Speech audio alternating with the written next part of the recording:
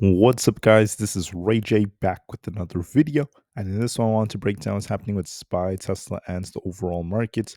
Just know that I am not a financial planner, so take nothing I'm saying as financial advice. So as far as the market's going, we saw SPY dip during the after hours yesterday, and even during the pre-market today, we were down just a little bit, and now we're starting to bounce. We came down to fill this gap around the 672 area, and we're going to see if this holds. If we lose this area, of course, we could be dumping more, but if we hold 672 today, I think we should be looking for a rebound attempt in an attempt to get back up to fill this gap. Now, there are some things affecting the way the market's going to be moving. Keep in mind, we have important data coming out. We just got the ADP employment change numbers, and this is above expectations, which is not too bad. However, there's even more data coming out later on at 9:45 a.m. Eastern Standard Time. Okay, that's 15 minutes after the stock market opens of the S&P Global Composites and Services PMI data. This may cause some volatility. And then at 10 o'clock a.m. Eastern Standard Time, we have the ISM Services new orders, prices, business activity, employment, and etc. This is also going to be very important 30 minutes after the stock market opens today. So once this data comes out, expect some volatility with the ISM services reports. This is very important data to understand what's happening with employment, what's happening with inflationary data for that sector, and this is very impactful for the economy, so watch that very closely. On top of this, there's been some more news coming out right over here about how looking at the market, we've seen a big reaction after Palantir's earnings. Palantir was down quite a bit and AMD was down, but now AMD is trying to bounce. That's a little bit more positive, at least for the markets, at least thus far. Besides that, McDonald's had their earnings and they missed some of the third quarter expectations.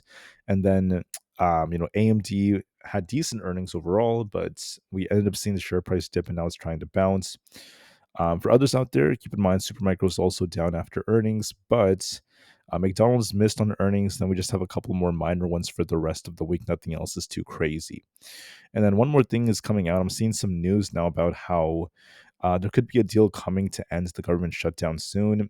We're seeing some politicians that are coming out that want to change their votes to reopen the government. We'll see if that ends up happening despite 14 failed attempts to fund the government. Hopefully, we do see this coming to an end as soon as possible. If that is the case, this could be bullish for the stock market. We'll see what kind of reaction we truly get. So make sure you watch your levels. Anyways, let's focus on the charts now. If we're bearish on SPY, okay, you want to see us essentially fail at 672 today. When this data comes out at 15 and 30 minutes after the stock market opens today, we could be, if we lose 672, we could be bearish for like 668. But as long as we're above 672, we're going to be favoring an attempt to bounce for 678. And if we hold above 678 this time for at least 4 hours, I'm looking for this gap fill for 681 as our potential targets, and we'll see what kind of reaction we get from there. But the most likely possibility is some kind of bounce move, and we'll see just to be safe. I say that because we came down to fill this gap at 672, then we bounced, which is exactly what we predicted would happen in my video from yesterday. So watch 672. If we lose that, we're bearish. As long as you hold this, we're looking for a rebound for 678 and the gap fill for 681. On the QQQ, we have support down here at this 615 area. If that fails us, we could be dipping lower for like 611. We're going to see if we end up dipping towards that. However, because we're back above like 620, we're looking for 621.5 and 625 as our targets. Break 625, then we have a gap to fill back up towards 630. So we're going to see if we get some kind of bounce or not. But overall, I think that we're holding up nicely, and we held 615, which is a good sign. And there's a good chance we try to push back up towards 621 to 625, and we'll see what happens after that. For the IWM, we're technically on a downtrend. We're going to see if we end up losing 241 to start dumping more. As long as 241 holds, though, we could be looking for some kind of rebound back up towards 244.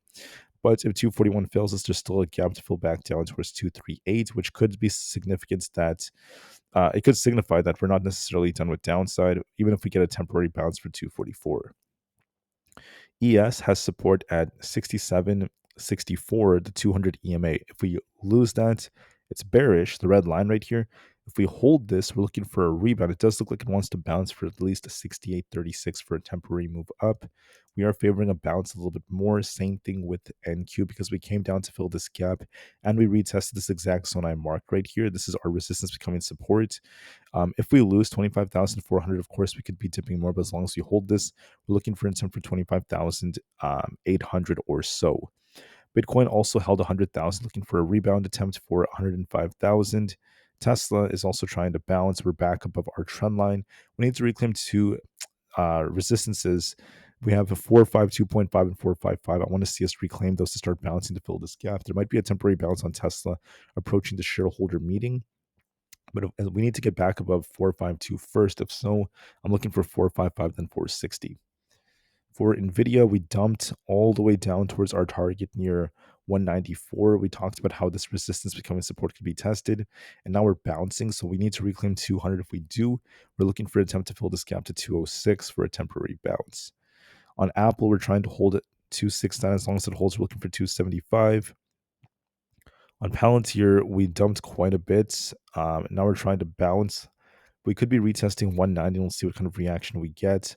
AMD dumped almost 4% yesterday. Now it's actually bouncing in the pre-market. So we came down to fill this gap. Now we're looking for an attempt for 250 again, excuse me.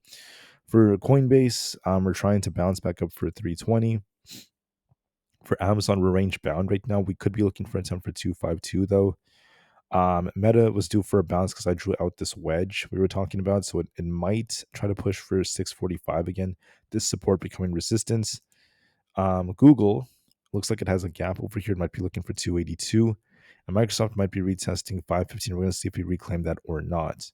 And the VIX is coming down. Will the VIX continue to fall to fill this gap as the market fills its gap? We'll see how it goes just to be safe. So overall, we're going to be very, very unbiased with the way in which we play this because it depends on the data coming out 15 and 30 minutes after the stock market opens, mainly at 10 o'clock a.m. That's the main time for data, 10 o'clock a.m. Eastern Standard Time. And then we'll see if this helps the market bounce or not. As of right now, we're favoring we want to bounce, but we'll see just to be safe if SPY could reclaim 678.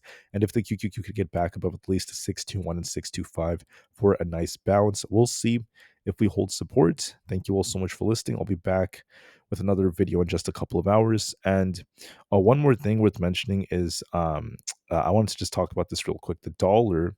So the dollar has been pumping. And this is in unison with the market selling off. Well, there's a divergence forming on the dollar, and then we're at 100. So the question is, can we hold above 100? Do we get a rejection here? Be very careful right now with what the dollar is doing. So we just want to be very patient with this. We're going to see if this rejects near here or not. And if it does, that could be another correlation with the market potentially bouncing. So watch your levels just to be safe. We'll see if we lose 672 or not on SPY, but as of right now, we're favoring we want to bounce, and we'll see how it goes, at least moving forward. All right, so I'll see you guys very soon, just a couple of hours. Get ready for market open. Thank you for listening, and peace out.